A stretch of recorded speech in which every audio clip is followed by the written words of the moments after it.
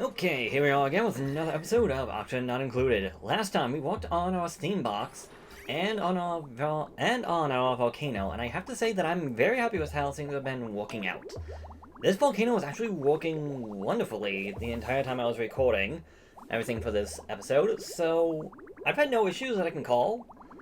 So I really do think this is a success, although I do have to be careful.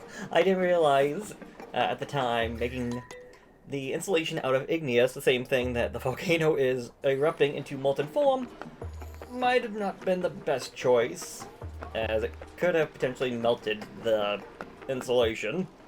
So obsidian would have been the best option, but I mean it works, so I've had no issues. As a matter of fact, even the temperature for the steam turbines haven't been an issue. I even decided to try and lower the temperature of the polluted water going through it, and yeah, it's just been working perfectly fine, so I'm very happy with this. But with that aside, I want to move on to what I'm going to call my big project. So the main thing is that I want to build a new base up towards the top of the world.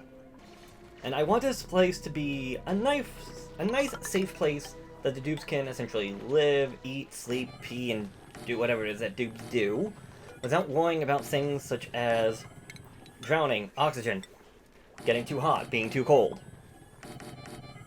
And yeah. To do that, we're gonna need to do a couple of things, like first find our okay. Well, first, maybe let's tap this natural gas geyser, and then plan where I'm gonna put this new location.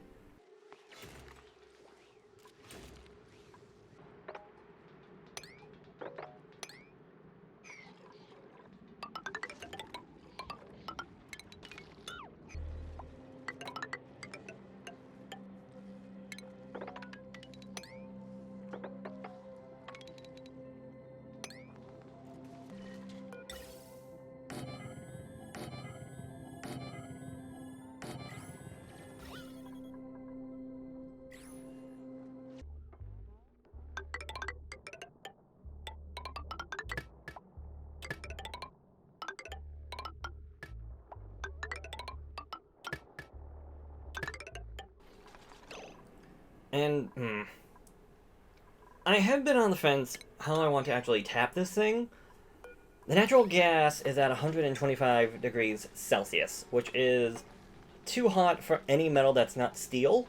And as much as I would love to have a room filled with natural gas, filled with gas reservoirs, filled to the brim with natural gas, unless I'm making everything out of steel, it's not gonna be all that useful. So yeah, we're just going to settle with a big room filled with nothing more than natural gas. And we're not going to go too crazy, just something that'll work, and I can always just move stuff later on for what I need and where I need it.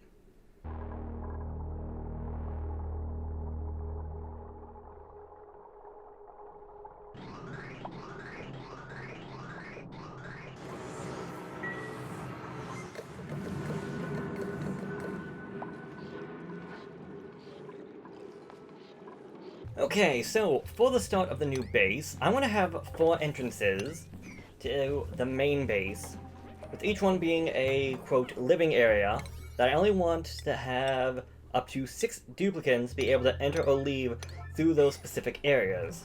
Mostly because I want to have these areas containing Atmo suits, so that duplicants will have to go into an Atmo suit to leave the new base and go out into the world. Now, with Atmo suits, that's obviously going to require power and oxygen. And I don't know if my 2 slush geysers alone are going to be enough to... are going to be able to produce enough oxygen for all of this. That will be a problem for later on. Especially considering I want to make a very big room for electrolyzers to hopefully provide enough. I'm thinking 8 should be more than enough to provide me with everything I need to get working. But before I worry about the oxygen and the electrolyzers, I actually want to set up a room filled with water, and since I know that water is going to be melting a water reservoir, I want to fill up an entire room with water reservoirs filled to the brim, and then when they get filled, have the room get filled with water itself. Nice, clean water. Although, yeah, it's probably going to be a little bit overkill, but hey, there is no kill like overkill, and I don't care. I want it, I'm building it.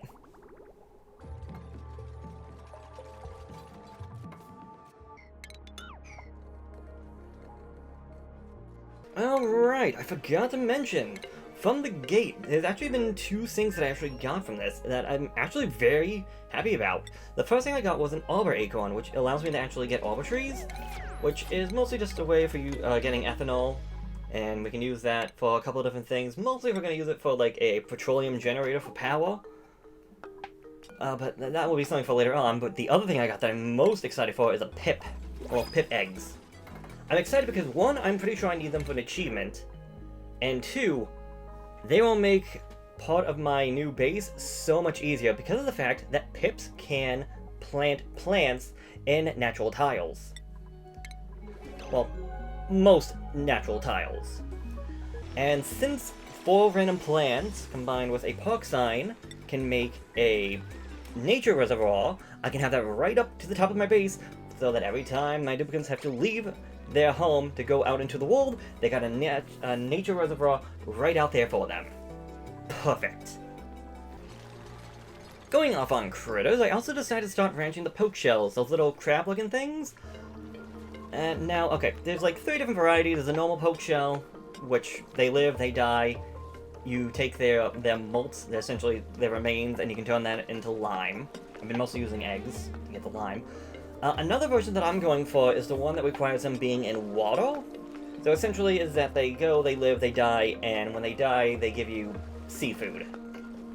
And there's one last one, but it requires them to be in ethanol, which I don't know if that's worth doing.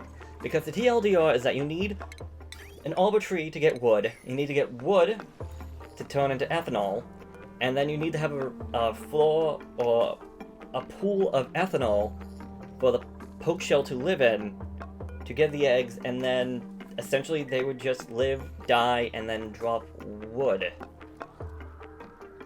I don't know, maybe it's just me, I don't think it's worth it. I mean, it's a free way of getting wood, but you kind of need the wood to get more wood? Unless I'm missing something, yeah, it just doesn't seem worth it to me.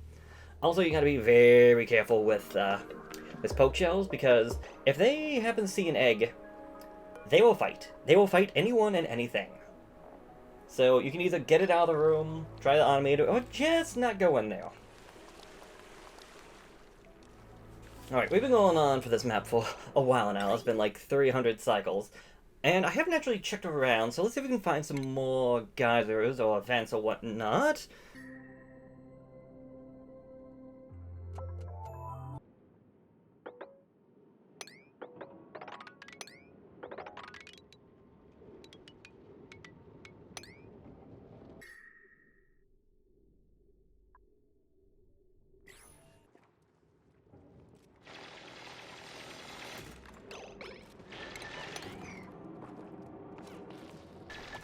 We got a steam geyser, another copper geyser, and all the way up on top is a salt geyser, a normal site geyser. That, I think, actually helps with my water problem for the whole oxygen system. The issue being that this is hot. Like, it's almost boiling hot. And trying to get to this thing, I got too close to the top, and now we found an above ground structure, and that's not good, because I was hoping not to find that right now, because that room is going to get hot. I want to insulate that room now.